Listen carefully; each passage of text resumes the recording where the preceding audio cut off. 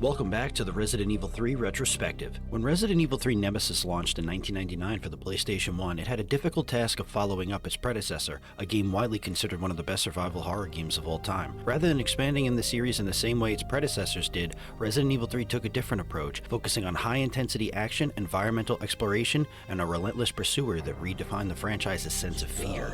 Set before, during, and after the events of Resident Evil 2, the game follows Jill Valentine, one of the last remaining members of STARS, as she attempts to escape a collapsing Raccoon City. The city is completely overrun with zombies following the T-virus outbreak caused by the Umbrella Corporation, and Jill finds herself being relentlessly hunted by the Nemesis, a bioengineered superweapon programmed to eliminate all STARS operatives. Now let's talk about the Nemesis mechanic. A defining feature of Resident Evil 3, of course, was, drumroll please, Nemesis. Capcom had experimented with stalker enemies before, but Nemesis elevated the concept to a whole new level. Unlike previous enemies that followed predictable patterns, Nemesis could appear unexpectedly, chase Jill through multiple rooms, and even use weapons like rocket launchers. His presence turned routine backtracking into an adrenaline-fueled nightmare, making players feel truly haunted. Now let's shift towards the action. Compared to its predecessors, Nemesis leaned heavily into action-oriented gameplay. An introduction of the dodge mechanic, quick turn, and explosive environmental interactions gave Jill more tools to survive, emphasizing skill-based engagement over traditional tank-like movements. This shift foreshadowed the franchise's future direction, culminating in a more action-heavy,